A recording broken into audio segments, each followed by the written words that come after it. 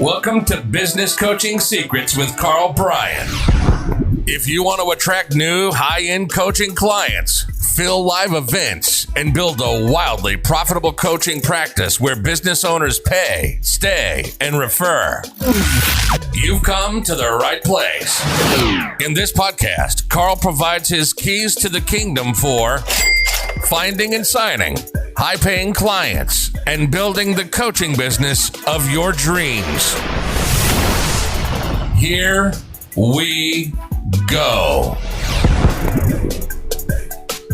Hey, welcome to Business Coaching Secrets. Pleasure to have you guys here. Thank you so much for coming to our podcast. Got some great questions lined up. I'm here with my boy Road Dog as always. Road Dog, you there, brother? What up, what up? What's happening, man? Keeping busy? Keeping busy, keeping busy, man. That's it. Just trying to find some sleep at some point. For the week? Yeah. Time to sleep, you're dead, man. Yeah, hey, that's so right. I'm not feeling the best, by the way, buddy, so we need to, this podcast might not go as long as always. Had a little bit of hernia surgery there at the end of last week, so although I'm feeling good, I have felt better, that's for sure, and I've had a better night's sleep than I had last night. I'm sure you have. Hopefully everything went well. They replaced all the parts and didn't take anything extra off. Well, they took my belly button. I have no belly button. Those listening, you guys read my emails. I say I have no belly button. I officially have no belly button, which looks horrific, and the kids run when I take off my shirt at the pool, but that's okay. I'm a handsome man. I should say, kids, look into my eyes instead of my weird belly button. And then we're good. But anyways, my man, hit me with some questions with the man with no belly button. We got non-belly button questions for you today, so this is a good start. That's for sure. All right, well, let's go ahead and just dive right in. So somebody messaged and said that they've got a background in retail. And they're thinking of going to retailers as their niche, but they're worried because it's a dying industry. Is it, in fact, a dying industry, Karl? Like, what's your take on working with retailers? I would definitely, if I'm going to pick a niche, at the end of the day, you've got experience, you're really good at it. It's something you're passionate about. You see something that maybe we don't see in terms of, the future and where you see it going and how you can help it get there. By all means, go for it, right? But generally speaking, retail is on the decline. I can't for the life of me see how anything like that, how that's going to go in any other direction with the likes of Amazon, Zappos, and these other online retailers murdering it, and their delivery and whatnot, becoming better and better all the time, and their mechanisms, like Zappos still. If you want 3 pairs of shoes, they deliver 3 pairs of shoes. You try on the 3, you send the 2 back, they pay for the shipping. It's all good, right? So things like that make it a lot easier to make your buying purchases, your buying decisions online. I will tell you this, though. If you want to make a retailer, if a retail space wants to be successful in the future, my opinion is, or trends say, that what you really got to be able to do is create an experience. And this is where you can really murder it. So an example, like as I sit here talking to you, like I'm holding a hockey stick in my hand right now, right? So like I'm a hockey guy, I love hockey.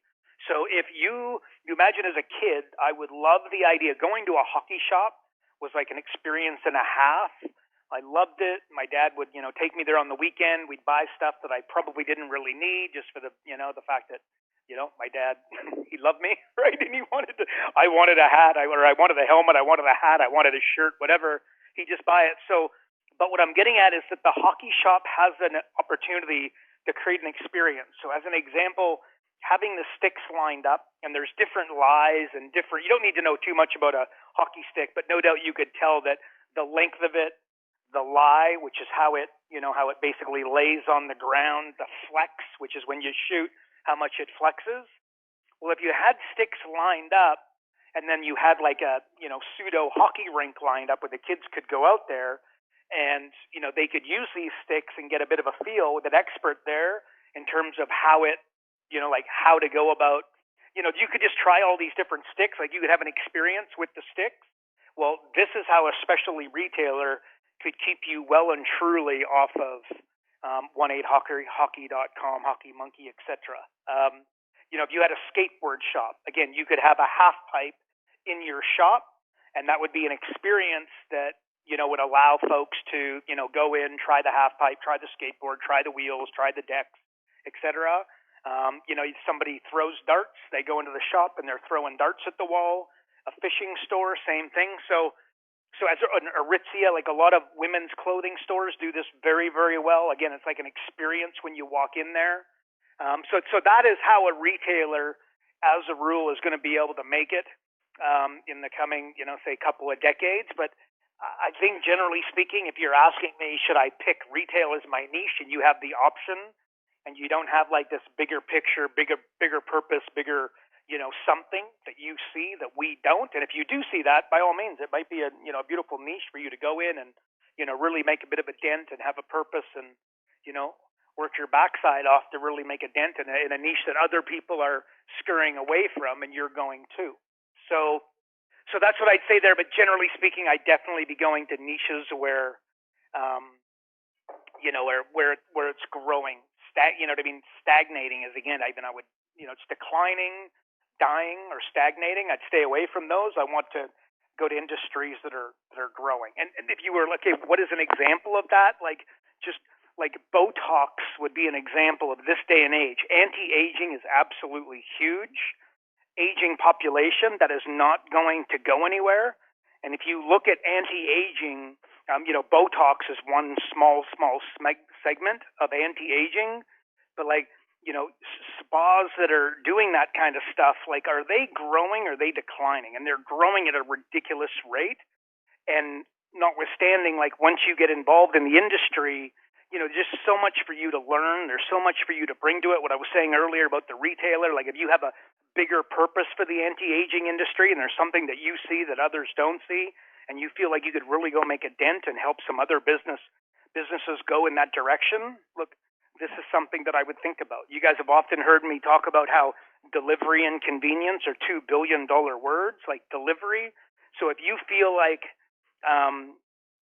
somebody if you know of dry cleaners from one side of your city to the other, and your personal belief is that delivery is going to be coming to that industry thick and fast, well, go take on some of those clients and help them, guide them, direct them towards, which, by the way, is more consulting than coaching, but definitely coaching and consulting should be a hybrid nowadays.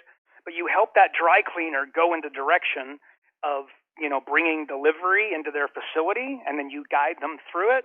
Because that's that bigger purpose. That's that niche that you see within the niche that you don't see folks taking advantage of, and you see the future as.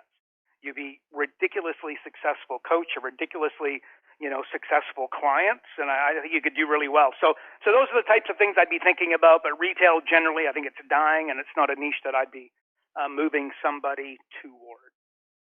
So, funny story. You mentioned a skate shop.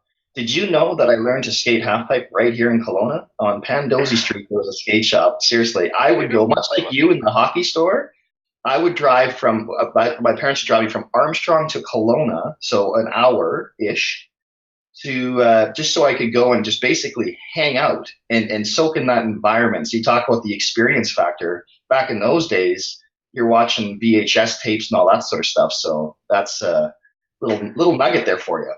Yep. So it's so true though. You make anybody feel like just in that environment. And I think what's the big hockey stores these days? Isn't it Hockey Life or something like that? Yeah, Hockey Life and Source for Sports are also huge. I guess you could even look at like a Bass Pro Shop, same sort of deal, right? Look at the environment. Exactly. Like you go in there and you just, even if you don't like fishing, it's impossible to go there and not feel like fishing is this kick-ass, enjoyable, fun activity that you and your kids should be doing on the weekend. You know what I mean? That's exactly what Bass is a perfect example. So. There you go. Cool. And the only thing I think is important to add here as well, if we're talking retail and speed delivery, all that stuff, continuity, right? Like continuity has to be built in. Aren't you just blown away by the amount of businesses that don't have a continuity product? If you don't have repeat sales or recurring revenue with your model, you're you're working real hard. It's just the reason why realtors, it's such an attractive niche, because on the surface it appears that you could make a few $100,000 a year, but if you really look at it, realtors just don't make a few $100,000 a year. 95% of them fail in the end, and the reason is that it's so difficult because you eat what you kill. Like in December, a realtor makes no money, right? Like it doesn't. And by the way, and if you make no money in December, that means if you have a big, like normally you'll find that spring is when houses, like there's normally a run up in real estate at springtime. Okay, so June, July, August. Well, if you have a monster June, July, and August, but December you don't sell anything, and January you only move one house, you have to amortize the numbers over 12 months. So in other words, you really, you don't end up doing that well. So because your clients are not going to go buy a house, every 6 months, it's just not realistic. Yes, it's happened once in a while, but these are anomalies, and you never build a business on anomalies, right? You always want to do it with math and percentages. So it's a horrible idea. I don't want to say it's a horrible idea, but it's a very, very difficult niche to make work because of the lack of repeat sales. But it's also attractive because when you look at it, people are like, "Oh, wow, this house sells for $1 million, yada yada yada," and I only have to move a couple of those, and I do all right, per year. And that's just not the way it tends to shake out. And there's a ton of expenses, and there's a ton of advertising, and it's weekends and it's night times. We won't even go into that. It's without repeat sales and recurring revenue, you're always going to battle. Never mind the fact as well, they're under that the price crunch too, right? Like you've got all these 2%, 1% realty type spots now coming in, and now it's like the realtors they're not going to be rewarded as much for their effort if this, price pressure continues as well. But anyways, we're getting off on a whole tangent here that you and I could spend hours talking on, which I'm sure everyone would be thrilled to listen to. If I could give an example though, Christian, because you bring up a good point, like the way that, like you just described that, right? Like the 1% and 2%, like the online, we'll just call it the online real estate market. Just if you go into Common Sense Corner, is it going to accelerate or is it going to decelerate, right? Like, is it going to be more of it in the future or less of it? So if you're a realtor, and that doesn't mean that all of a sudden, I'm not sitting here saying that realtors are going to go by the wayside and not exist, but if you are a realtor or you are a coach consultant and you're going to the real estate space, I mean, to not see that trend, not recognize it at this point in time and see it as something that's going to accelerate, you'd just be totally kidding yourself, right? It's going to become harder and harder to be successful as a realtor in the future. Or I don't know if it's become harder. You're going to have to sell more and more homes to make a good living as a realtor in the future, which there's an argument to say that that's going to get rid of a lot of the lightweights, and that's going to be good for the high achievers. But the bottom line is that stuff is going to accelerate, and I would be looking at that similar to retail for the future direction of my business without question. Well, and price regression, all that stuff, the financial services, right? That's where I was for 16 years. The same deal. The prices just keep getting threatened by more online options and index funds and all this other stuff. But anyways, let's move along because that you don't want to get me on my soapbox about the financial services industry. We could be here a while. Okay, somebody had said this is good. We probably see a lot of this. I'm a life coach thinking of getting started as a business coach. Any tips?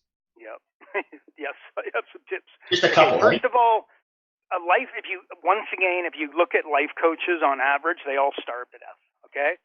The question is why, right? Because life coaching, it's like if you're going to hire me to be your life coach, what you're saying is that you're going to pay me money, and in exchange, I'm going to better your life, better your relationship with your wife is going to be accelerated. Relationship with your kids is going to be accelerated. You're going to become a more, spiritual, well-rounded human being, right? I don't know. Like that's kind of like the pitch of a life coach. You'd like to think it's a little better than that, but you get the idea, right? That's what they're buying. Well, the challenge with that is it's difficult for me to monetize what those relationships are worth, right? Like there's not a finite number I can put on it. So that's why when a life coach goes and puts their pricing together, you very seldom see a life coach able to charge above $1,000 a month and then actually get it, right? A lot of them what they end up doing is going backwards towards $500 a month, hoping just desperate they can actually get a client. And the question is why? And it's because the easiest thing to sell on the planet is money at a discount. Okay, what do I mean by that? Christian, if you had a $5 bill, right, and then I had a 20, and I said, "Do you want to trade?" First of all, you'd look at me and you'd go, "Is he full of crap?" Because those were your instincts. Like, what the hell would he do that? It doesn't make any sense to trade a 20 for a 5. And then once you worked out that I was serious, you'd make the exchange in literally seconds, and then you'd ask, "Will you do it again, please?" Right? Because it's money at a discount. So it's the easiest thing in the world to sell. So as a business coach, what you can do is you go into a business and then you're able to say to them, okay, your revenues were X last year. Okay, so I charge, again, let's say I charge $2,000 a month. That's $24,000 a year. All I have to do is convince you that you are going to make an extra $48,000 this year. And then why would you not make the exchange? Right? So then the life coach is looking at me, but they're going, yeah, but I'm not a business coach. I don't understand. Well, I tell you, if you line up the top business coaches in the world and you throw Tony Robbins right in the middle of it, all, and I want you to capitalize all, bold it, italicize it, underline it, all of their best clients are business owners. It'll blow you away how often that is the case. In fact, for most coaches, even health coaches, personal trainers find that as well. But you're going to find that business owners are the ones that buy the life coaching. Okay, so if you think about it, really what ends up happening is when you sell business coaching, you end up like you coach the business, and then like you sell the business and coach, coach the person. Because at the end of the day, the chokehold on any business is always the psychology of the owner, right? So without going too in depth, a good life coach is really doing, often doing business coaching anyways, because his or her best clients are business owners already.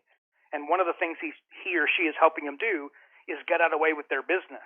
So if you just make the very slight adjustment and say, I'm going to put myself out there as a business coach instead of a life coach, you're going to make it 100 times easier to attract your market, right? Because all you got to do is run a local event and say, I'm going to help you, shore up your marketing. I'm going to help you grow your business. I'm going to help you become more profitable. I'm going to be able to help you sell your business in 3 years, right? So you can do these workshops at the local chamber of commerce, get the business owners in there. They're the ones that buy the life coaching anyways.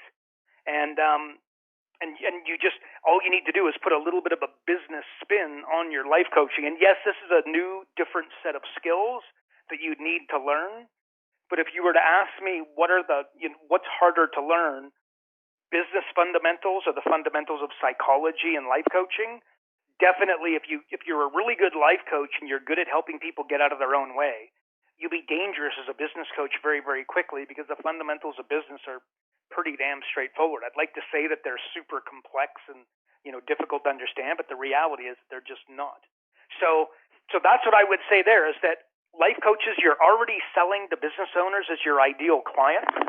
And remember, that's one of the first things if I were to coach you and your business, the first thing that I would do is I would identify your ideal clients. And our ideal clients, it's better than a target market, but it's somebody who will spend money on you, they will convert, and that they will actually hand over the credit card or pay the money, and then they will retain, and that they will continue to be your client for months to come, and they have the money. Well, a life coach's ideal clients are business owners, but life coaches 9 out of 10 times have not taken the time or had, frankly, the direction and the coaching to understand that that's their reality. So that's what I would say. I was a life coach. I would absolutely become a business coach in 2 seconds. There's a set of business skills and fundamentals that you need to learn, obviously, but I can tell you that it's just not all that complex. And then what you're going to find is, instead of charging $500 a month and finding it very, very difficult to find clients, that you will then find yourself being able to charge $24,000 a year and be a magnet to your ideal clients because of some of the promotions and because you're able to put yourself out there as the person that's going to help them grow their business, because that's ultimately what they're looking for. But what they really need is to get out of their own way and to sharpen up their own psychology. So that's my riff on that one. So yeah, any life coaches listening most definitely should think long and hard about becoming a business coach. And as a rule, it'll be very, very profitable. And the biggest thing, though, and I think this is important, even when you're thinking about your clients and you're helping them frame up their offers and how to make it easier for them to close deals and get, win business and get ideal clients on board that spend a lot of money with them. Selling money at a discount is the easiest thing in the world to do. So if you can frame that up for yourself and then, for your clients as well, you're probably going to have yourself a winning offer on steroids without question. And by the way, if you want an example of this, just follow Tony Robbins and see the way he promotes himself. Like you just see, at the end of the day, Tony Robbins, is really the world's most successful life coach, I would say. And if you just see the way he markets himself, just basically, follow that, and you'd be doing really, really well as a life coach. But make no mistake, he's targeting business owners times 10. So that's my answer to that one, brother. Beautiful, beautiful. Next question I had was just in regards to like sort of time management. But let me ask you, like you've got the podcast, you've got 700 coaches, you've got staff, you've got the software that you're putting out, you've got the magazine, which I know is an unbelievable amount of work. Like how do you do it all? Like how do you get so much done in a typical day, a typical week? You know what I mean? Like what's sort of your secret? Yeah, first of all, I'd look. By the way, I appreciate the kudos there, brother. Because I do. Because the question is ultimately how do I get? The question is, what does my day look like in terms of how am I efficient? Like what would just be the crux of the question? Well, really, it would just be like on a day to day. How do you get so much done? Like are you doing like a sort of a to do list type thing, or what do you do? Okay, for sure. To do list is your enemy, without doubt. Every to do list that you've ever written, I've ever written, everybody listening's ever written, you've never got through it. I'd be amazed if you got through half of it. I know it feels good when you have to go put some lines on, your sheet of paper. But as a rule, a to-do list is your enemy. And all it does is at the end of the day, you feel like you didn't accomplish a lot because there was 12 things listed. You got 6 done, and you can't stop thinking about the 6 damn things you didn't get done, right? So first of all, I think it's about working towards outcomes. Like a good example is like I have a, what do you call it? Not a treadmill, but a rowing machine in my office, right? So it's got little calculators, and what I like to do is like I want to get on my rowing machine, but at the same time I'm limited with time. I got demands, this, that, and the other. So what I do is I put an outcome on it that I want to burn 300 calories. Well, I can jump on there and burn 300, like on a given day, like today, I'm not in the best of shape. I can't, you know what I mean? Frankly, I didn't even get on the thing today, but like tomorrow when I'm feeling a little bit better, jump on it. It's going to take me longer to get my 300 calories. But on a day when I have an appointment or I've got a webinar coming up or I've got a training or an interview or whatever, I got an appointment that I need to be at, I can get 300 calories done in literally half the time that I can on any other given day when I was going to take my time. What I'm getting at is instead of jumping on and say I'm going to do 20 minutes, 30 minutes on my treadmill, on my rowing machine, on my rebound or whatever, or go for a jog for 30 minutes, I think it's really powerful to just go to an outcome. And what I personally do is like, okay, well, I'm going to burn 300 calories. And then I could think, you could take that as a metaphor for most of the activities that you have in your day. And it's like, just plan. Don't plan on a certain amount of time. Just plan to get things done. And you would be amazed. Like you guys, remember the last time you went on vacation, okay? And it was, let's assume that it's Saturday that you're going. So it's Friday. And the amount that you got done on Friday would blow your frigging mind because of the urgency. At the end of the day, there were just certain things that had to get done. There were certain outcomes that allowed you to go on your holiday with a free mind, etc. Take that framework of that day and put it into your average Monday and Tuesday, and I think you're going to find that you're just insanely, you're just going to be able to accomplish an insane amount. And then the other thing that I personally do, and again, this is swiped shamelessly from Tony Robbins, but what he talks about, I believe it's his program RPM, Rapid Planning method, I think it's called, it stands for. But at the end of the day, RPM, it's a time management program. And he just talks about, once again, not doing to-do lists and whatnot, but make a list of the 3 most important, not 17, not 20, not 10, 3 most important things that you need to accomplish today, and knock them over in the morning, right? Because they say an hour in the morning is worth 2 in the afternoon. Okay, so get this stuff, get working on it, get it done in the morning, and you are going to find that it's not going to stop you from continuing to achieve throughout the day. It's going to accelerate your ability to achieve throughout the day, right? So working to an outcome, and like even over the weekend, like I'm not feeling the best. I spend a lot of time in bed over the weekend after a little bit of minor surgery. Well, okay, so I have an article that I need to write for the magazine, which is a very, very common for me to have to knock off, either my next email, my next blog, my next interview, etc. Well, one of the most important things I also find, it's a bit like going for a jog, but just if I take the first few steps towards my jog, I end up coming back in 15 or 30 minutes.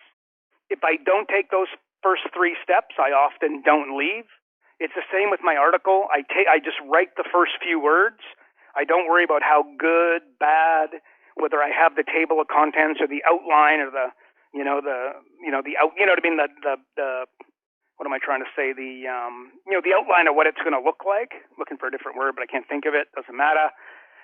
So that's what I do to just get going. So again, I don't know that I necessarily accomplish. Well, I guess I do accomplish a little more than the average bear. I would also say this, that I have staff. You guys, reasons come first. Everybody says, I say, you got to hire somebody. You got to hire somebody. You got to hire somebody. And then the response that we get back is, well, I'll hire somebody when I'm ready. Well, that's not the way it works, okay? Reasons come first, answers come second. And I'm not saying that you should ruthlessly just go hire 3 people this afternoon. But if you feel like you're anywhere near, like say 50% of the way to needing a virtual assistant or a coach working underneath you, what have you, hire them tomorrow or next Monday. And you will find reasons come first, answers come second. You will magically, the new coaching clients will come, the new events will come, the new activity will come, the new revenue will come, the new profits will come, etc. Because a result of just, having the brass gonads to go and put those guys on the books. So a little bit, but I just, working to outcomes, okay, very important. Don't just work to get things done. And like sometimes it's like you have like a 1 hour, like I'll have, if you look at my calendar, I mean, it's a pretty damn busy calendar. Well, I have 1 hour appointments, right? Well, if it only takes me 15 minutes to get, because before I start the meeting, I have an outcome that I'm looking for, right? So if I can finish it in 15 minutes, 20 minutes, I'm gone and I've got 40 minutes to go work on something else. I think you would find when the average framework and the psychology of the average bear, you've got the 1 hour block and then you tend to fill the 1 hour block with that individual. Okay, and especially in a sales call, you'll actually find that sometimes by having an hour allotted and then you could get the deal done in 15 minutes by talking to them for an hour, you end up overwhelming them, giving them, just screwing up the sale and losing it a lot of the time too. So just outcome-based thinking, I think, is very, very powerful. Working to your 3 most important tasks of the day and getting them done in the morning, because in the morning will get you that momentum for the afternoon. So that's what I'd say to that one, my man. And I would also like to say that if we all waited until we were ready, none of us would have children. This is it. Starting with me, by the way. I love that one. It's like, I'm going to wait to have kids until I'm ready. Like, okay, we'll talk to you in like 25 years. All right. This one, I'm almost scared to ask you this because I know exactly how you feel about it. Is it a good idea for me to build a membership site? Okay. So, and the reason Road Dog saying that is that for those of you listening that don't work with us, we build, like if you've worked with us, one of the first things that you get is a membership site. Right? We spent over $1 million building, think of it as a 52-week online business school. And then we provide that for folks. So do I think you should have a membership site? I would go as far to say if you're a business coach in this day and age, and you don't have a membership site, or maybe I'll frame that differently. If you don't have a series of online videos that you could send somebody to, you're a total joker, right? The number of ways that you could use it just blow your mind. But without question, you meet somebody, they like what they see, to not be able to send them to a series of, again, and videos that don't take you any time, and you don't need to be on the phone, you don't need to do a screen share, you don't need to jump on a car, most certainly not on an airplane, to go and show them, to not have that series of videos that all coalesce, that work in chronological order, right? Like one sinks into the next, which sinks into the next. Don't just put a bunch of good content out there and assume that somebody's going to be able to follow it. So most definitely you should have a membership site just from a credibility standpoint. Also, I think that it's powerful. And again, you guys listen to my podcast and follow me for a while. You'll hear me talk often about buying coaching clients, right? So basically, what does that mean? If I were to, if I go to the girls of the Chamber of Commerce and I'm trying to get a deal done, or I go to XYZ, I've been known to, and there's other ways of framing it up, but I will just whip a check out of my pocket and say, look, so I pay $1,000 referral. Let me pay you for the first one up front. Okay, do you think I now have the girl at the Chamber's attention at a slightly higher level? And the answer is absolutely. But really, what's important here is the same way that the metaphor that I use is that when you go to 7-Eleven and you want to buy milk and bread for the kids in the morning, you don't go there and say, hey, so could I take the milk and bread home? And then if the kids like it and the milk's not sour and the bread, tastes good, I'll run back tomorrow and I'll pay you, right? Like, that's not realistic. That's not happening, right? So obviously, but if you just think about it from that framework, well, when you go to the girls at the Chamber, the expectation is that if you have some affiliate agreement where you pay a payment, you don't pay until after the deal is done. And I encourage you to put your money where your mouth is a little bit and just accelerate the whole thing. You need to be a little bit careful. I'll talk about that at a later date, or you might have heard me talk about it. So there's a little more to it than just that, because you do need to do this. There needs to be some sort of strategy in place, because if you just start throwing $1,000 checks around, it might not work as well as ideal. It would still work. I don't care how badly you do it. You'll get more clients than if you don't. But you could look like a little bit of a slime ball, and you don't want to look like that over-aggressive lunatic either, because that doesn't act. As a rule, that's not going to work favorably for a business coach. But what I'm getting at is that by writing $1,000 check is ultimately me handing over currency, right? And the currency is just hard money in this case. But there's other things that you can use by way of currency to get deals done and add value. Like, one would be your talents, most definitely, right? So the girls at the Chamber, maybe the girl, she works at the Chamber, she makes $30,000 a year working for the Chamber, but she has a part-time party business on the side. And you could say, well, look, I'll tell you what, you help me out here. I'll tell you what, let's sit down. I'll come in on Friday, or go to your house on Friday or Saturday or Monday, whenever you can get out of here. We'll sit down, and I will create a roadmap for you and your party planning business that will blow your mind. And then you bring your expertise, right, and your time as your currency. And if you help her and then she makes lots of money, you can imagine that she's going to feel indebted to you. The rule of reciprocity kicks in, and then she wants to do something. Well, with your membership site, where I'm going with this is that, let's say that your membership site, like ours at full retail, is $500 a month, right? For a bunch of reasons, you can discount it down to $100 a month or $200 a month. But at full retail, and it's unbelievable, guys. Like, again, 52 weeks, step-by-step, chronological order. Every lesson runs into one another. It's an entire 52-week curriculum, and it's lights out. But basically, it's $500 a month at its full retail.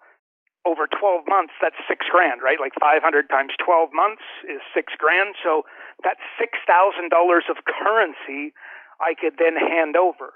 Okay, so for instance, to the girl at the party planning, I say, well, if you have a friend who you also work with and who you buy some of the party stuff from, I will gift you, if you send me a client, I will gift you a $6,000 membership to my online business academy.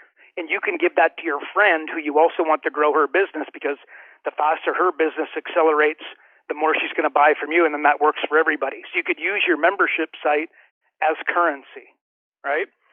There's also a credibility factor there, without doubt. There's also a thing like, helping, like there's broke folks all over the world. Like they can't afford 100, 200, 500. Like they're just friggin' broke, right? Well, if you're a true coach at your heart, you want to be able to help those people. Well, once again, this is where if you don't have a series of videos online that you can direct them to, like if I meet somebody and they're hurting big time, I just give them a membership to my website, right? I'm like, look, I want you to go through, I want you to do every lesson, I want you to fill out the workbooks, I want you to fill out the roadmap, and in 90 days, let's get back together and see where you're at. And then if you've done the work, I will provide some pro bono assistance to help you get this thing on track. And hopefully, in the not too distant future, you can make enough money, you can start paying my fees, and I'll start showing up here on a weekly basis. But right now, where we're going to start is you're in trouble, and you got these two beautiful kids, and I know your wife's really pissed off at you, or your husband's really pissed off at you. So I'm going to give you access to this, and it's got the ability to change your life for now and forever if you go through and you follow it. Like, oh my gosh, how amazing. Like, you see how the value, and you see how from an authority kind of influence point of view, like it just takes me up a notch when I'm like, well, I can't help you personally, but let me give you access to X. Another reason why I think it's gold, like I'll give you an example. So you've got your membership site, and then at the back end of your membership site, depending upon what platform you use, but you basically be able to go back there, and then you could see how often somebody does or does not go back and look at the videos. So I've got two people in my world right now. One is 24 years old, trying to get a business up and running, very close to him, and I want to help him, right? And he's go-getter, and I think he's going to be super successful, but I'm a busy guy, and I got 2 arms and 2 legs, and I have serious demands on my time. So I give him access to my membership site. Go take a look, go fill it out. In 60 days, let's revisit this and have a look at, how your roadmap's now looking and what you're thinking, and I'll help you, get this thing launched. And then I've got another friend in my world, and he's about 50 years old, and same sort of idea, wants to get a business up and running. Like if I let these guys talk to me every single day about their business idea, they'd be on my phone for 30 minutes to an hour every single day talking about it. But there's no way I could afford that, right? There's just no chance. So here's what I do, but I do want to help. At the end of the day, if they're willing to do the work, I'll talk to them at midnight. I'll talk to them at 4 a.m. I'll do whatever it takes to be able to carve out time to ultimately help the individual, especially people very close to me. Well, okay, so the young one's 24. He's been into the membership site every day, and if not every second day, for the last couple of months. The 50-year-old has gone in once and then never gone again. Who do you guys think that I'm going to give my pro bono time to? Who do you guys think's business is actually a shot to be successful, right? And also think of that small business that you just want to help, and you're hoping that one day could afford to actually pay you, but right now they can't afford to.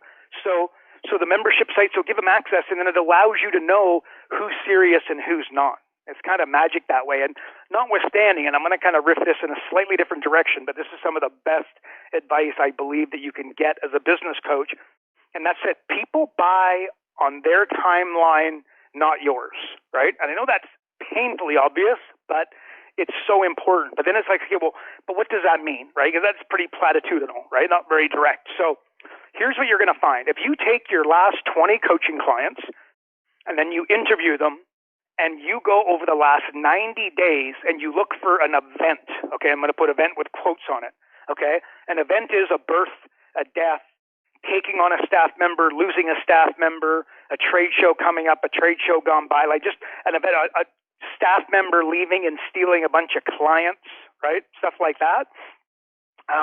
You will find within 90 days of them deciding to pay you $1,000 to $2,000 a month to be their business coach, that they have a quote-unquote event. And all of a sudden, on the day that they have the quote-unquote event, you want your email and your name to be in their inbox, because there's a good chance this is the day that they're going to decide, they're going to take the next step, and they're going to, engage with somebody, and you want it to be you clearly, right? So your membership site presumably is going to be, let's say it's 52 weeks. So it would have at least 52 emails, and let's hope maybe 2 a week. It's going to have 104 emails that are come out. When they have that event over the course of 12 months, there's a good chance that they're then going to get your email, and it's going to give you a really good chance of being the one that they then reach out to say, you know what, I got this darn trade show coming up. I know you're pretty seasoned and, growing businesses and helping them locally. Would you be able to help me with X, Y, Z and my roadmap? So that event, so that's another reason why you want to have them on your membership site, because you never know when that event's going to come. And I will tell you guys, that event, unfortunately, you're never going to be able to time this. It's just not the way it works. That's why with your coaching company, you've got to constantly you constantly have to be marketing it. You constantly need to be able to putting yourself out there. You constantly need to be doing interviews, doing events, talking to people, doing networking, just showing up, because again, you just don't know, when that timing's going to be right and the person just says, yes, let's do this. No more mucking around. I'm on board. Come see me tomorrow. Because that does happen. So those are the reasons that I would give and there's a bunch of other reasons, quite frankly, but those would be a number of them that would work in favor of anybody having a membership site.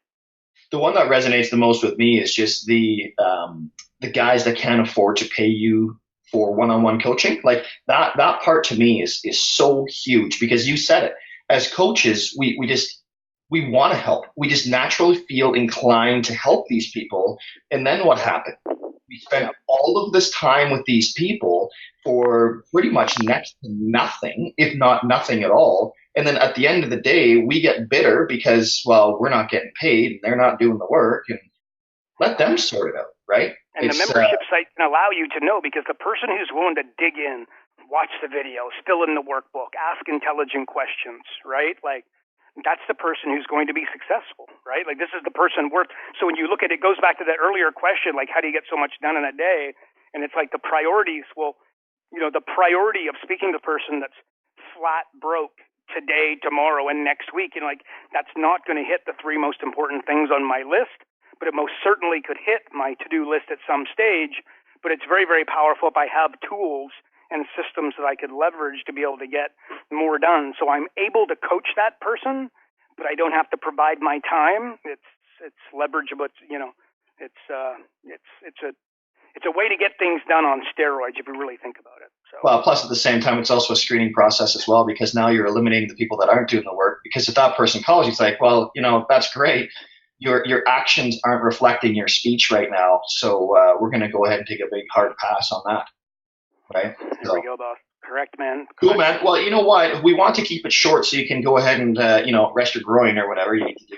And, but I think, we've obviously, that was awesome. It's amazing to me every single week how the time just flies, but we're already 45 minutes deep, and I want to respect you and your time and to make sure that you heal up and do all that, even though I know you're still going to be working your butt off today. But awesome, buddy. As per usual, I appreciate it, and we'll hold some of these questions for next week. And if anyone has questions, do not hesitate to get them to us. You beauty. Yep. Thanks everybody for rowing up. As per always, we appreciate you coming to Business Coaching Secrets. If you could help us promote this sucker, that would be super appreciated. Take a picture of the podcast, share it on social media, talk about it. Give a couple of tips that you learned from the podcast. Share it out there to other coaches that you know. Super duper appreciated. But in the meantime and in between time, we will see you at next week's podcast. Thanks so much, guys, and thanks, Road Dog. All right. Have a good week, everybody. Karl Bryan built Profit Acceleration Software 2.0 to train business coaches how to find any small business owner more than $100,000 in 45 minutes without them spending an extra dollar on marketing or advertising. This becomes a business coach's superpower. So as a business coach, you'll never again have to worry about working with business owners that can't afford your high-end coaching fees. Check us out at Focused.com.